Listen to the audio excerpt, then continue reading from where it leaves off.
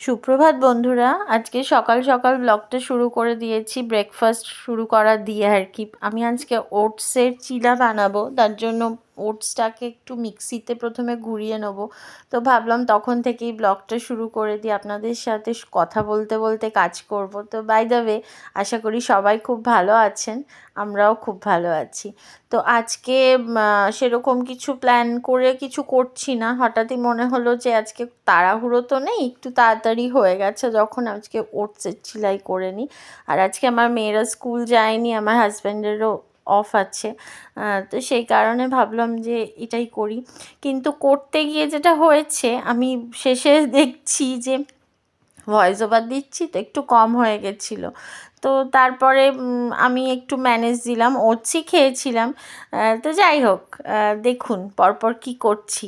ওটসটাকে একটু মিক্সিতে গুঁড়ো করে নিয়েছিলাম যাতে একটু ফাইন হয়। ওটসটা ডিরেক্টও দেওয়া যায়, তাতে একটু মনে হয় দানা দানা পড়ছে, ভালো মতো একটু ডিমটা মেশানো যাচ্ছে না। তো তার জন্য আমি একটুখানি ব্লেন্ড করে নিই ড্রাই অবস্থাতেই। তো তারপরে এটা আমি দেবো শুধু পেঁয়াজ আর কাঁচা লঙ্কা, আর 2টো ডিম নিয়েছি। ডিমটা দিলে খুব ভালো সুন্দরভাবে, অ্যাকচুয়ালি এটা প্যানকেক টাইপের হয়, চিলা বলবো না, কারণ চিলাতে আমি ডিমটা দিই না, একদমই শুকনো থাকে, পুরো হেলদি খাবার যাকে বলে, তেল বাটার ছাড়াই ফ্রাই করি। তো এটা একটু ডিম দেবো, আর একটু হোয়াইট অয়েলেই ফ্রাই করেছিলাম। আমার মেয়েরাও খাবে, তাই একটুখানি টেস্টি না করলে তো ওরা খাবে না। তো তার জন্য প্রথমে ডিমটা দিয়ে দিলাম ওটসের মধ্যে, পেঁয়াজ কাঁচা লঙ্কা নুন একটু মিষ্টি সবই মোটামুটি দিয়ে একটু জল দেব, দিয়ে এটাকে একটু ভালো করে ফেটিয়ে নেবো।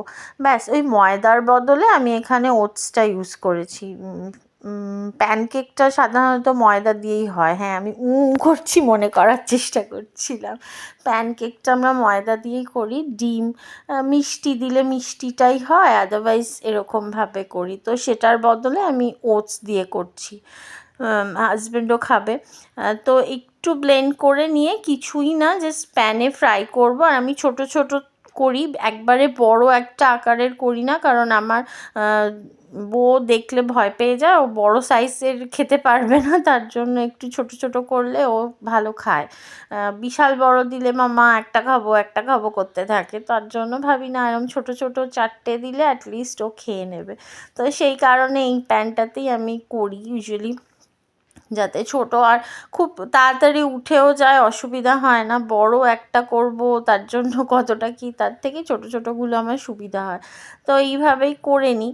আর দেখেছি অনেক সময় যে অন্যরকম ব্রেকফাস্ট করি, সেটা কোনো ব্যাপার না, সেটা যখন আবার স্কুলে যায় তখন মনে হবে যে মাম্মা বাড়িতেও যা খাচ্ছি স্কুলেও তাই দিচ্ছে। তো স্কুলে একটু ঘেটে গেছিলো এটা উল্টাতে গিয়ে আমার তাড়াহুড়োতে। স্কুলে খুব বেশিরভাগটাই পাস্তা করে দিই আমি ওদের, আমারও তাড়াতাড়ি হয়ে যায়। আর সকালে উঠে হ্যাঁ, ময়দা আটা সবই রেডি করাই থাকে, কিন্তু ওই হাত দিয়ে খাবে, খুব তাড়াহুড়োর মধ্যে খায়। আর ওদের এখন ক্লাস 10 হয়ে গেছে বলে না, লাঞ্চের টাইমটা খুব কমিয়ে দিয়েছে। তো সেই কারণে খুব তাড়াতাড়ি যা খাওয়া যায় সেটাই চেষ্টা করি ওদের দেওয়ার, কারণ আবার হাত ধুতে ওয়াশরুমে যাওয়া এই করা, এই টাইমটা ওরা পায় না। আমি টিস্যু দিয়ে দিই, অনেক সময় কিছু হাতে লাগলেও সেটাতে একটু মুছে নেয়, হয়ে যায়। কারণ এত ক্লাস চাপ থাকে যে আবার ওয়াশরুমে যাওয়া এই করা, তো সেই কারণে বাড়িতে পাস্তাটা করি না। যেদিন বাড়িতে থাকে চেষ্টা করি একটু অন্য কিছু ব্রেকফাস্ট করার। তো সেই কারণেই এটা আজকে করেছিলাম। আর ওদেরকে শেজওয়ান চাটনি দিয়ে দেবো, কারণ ওটাই ওরা ভালোবাসে। মেয়ো দিয়েও খাওয়া যায়, আমার হাজব্যান্ডকে মেয়োনিজ দিয়েই দেবো, কারণ ও শেজওয়ান চাটনি খায় না, ঝাল জাতীয় জিনিস ও খেতে পারে না। তো তারপরে যেটা হয়েছিল, কম পড়ে গেছিলো, 4টে করে সবার হয়েছিল, বাট আমার হয়নি। তো আমি কি করলাম, ওটস দুধ কলা খেয়ে নিলাম, ওটসই খেয়েছিলাম। মানে ইউজুয়ালি আমি যেটা একা খাই, মানে রেগুলার বেসিসে এটাই আমার ব্রেকফাস্ট হয় আর কি। হাজব্যান্ড অফিস চলে যায়, মেয়েরা স্কুল চলে যায়, তখন আর নিজের জন্য কিছু করে খাওয়ার মতো এনার্জি থাকে না আমার। তো আমি রেগুলার বেসিসে এইটাই খাই ব্রেকফাস্টে, একা এটাই সুবিধা হয় খেতে আর কি। আর একটু আমি ময়দা টয়দাগুলো একটু অ্যাভয়েড করছি, ওয়েট কমানোর জন্য না, কিন্তু আমি ওয়েট বাড়াতে ভয় একটা কারণেই পাই, সেটা হচ্ছে যে কাজের অসুবিধা হয়ে যাবে। কারণ আমার প্রচুর কাজ থাকে, সংসারের A to Z আমাকে দৌড়াতে হয়। তো সেই কারণে আমি ভয় পাই আমার যদি ওয়েটটা বেড়ে যায়, আমি সেই দৌড়াদৌড়ি করে কাজটা করতে পারবো না। আর এখানে আমি আর আমার হাজব্যান্ড খেতে বসেছি, ও উল্টো দিকে খাচ্ছে, ও চিলাই মানে প্যানকেকটাই খাচ্ছে, মেয়োনিজ দিয়ে ওকে দিয়েছিলাম, আর আমি এদিকে ওটসটা নিয়েছি।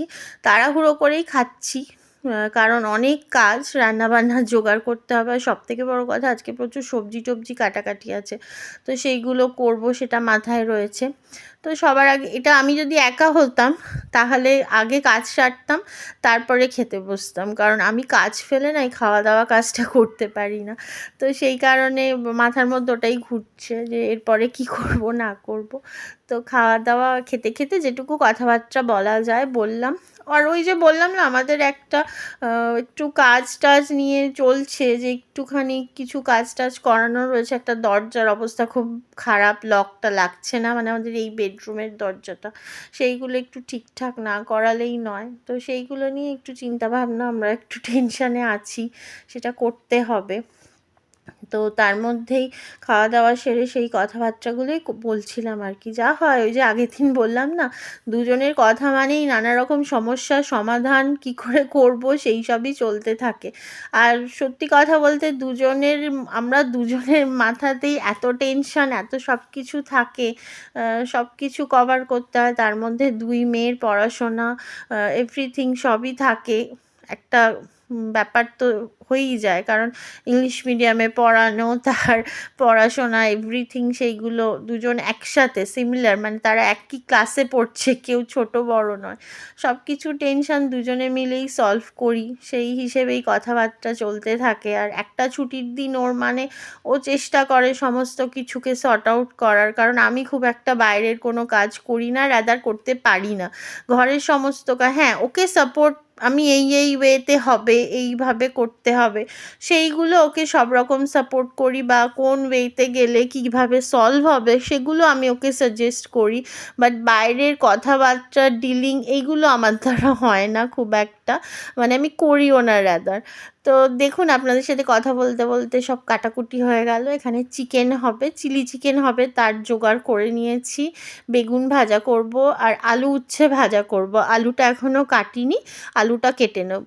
তো আমি সবই ছুরিতে কাটতেই খুব ভালো পারি, বটিতে আমি পারি না একদমই, খুব সত্যি কথা। তো এখানে না আমি এই কড়াইটাই নিয়েছি, এটাতে ভাজাভুজিটাই করি জেনারেলি। তো এখানে প্রথমে আমি বেগুন ভাজবো, অনেকটা তেল দিতে হয়, সবাই জানেন শীতকালের বেগুন মানেই এক কড়া তেল।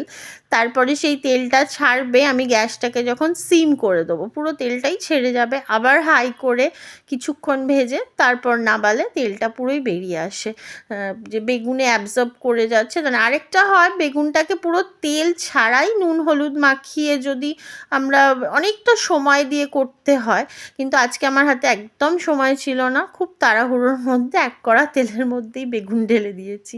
তো বেগুন ভাজাটা একটু ঢাকা দিয়ে দিয়েছি। এবার চিকেনটাকে ম্যারিনেট করব চিলি চিকেনের জন্য। প্রথমে একটা ডিম দিয়ে দিলাম, এটা সবারই জানা, তবুও আমি করছি, আপনাদের সাথে শেয়ার করছি। আদা রসুনের পেস্ট দিলাম, আর বেশ কিছুটা ময়দা দিয়ে দেবো, কর্নফ্লাওয়ার দিলেও হয়, ওই যে আমার বাড়িতে কর্নফ্লাওয়ার ছিল না, আমি ময়দা দিয়েই করি। আলাদা করে চিলি চিকেনের জন্য ময়দা বা কর্নফ্লাওয়ার আমার কাছে ডিফার করে না। তো একটু নুন দিয়ে দেবো, দেওয়ার পরে মোটামুটি ভালো করে মাখামাখিটা হবে। এই যা গোলমরিচের গুঁড়ো দিলাম, দিয়ে সয়া সস দেবো। সয়া সসটা আমি ওদিক থেকে আনিনি, নিয়ে এসে দেবো, তার জন্য গেলাম।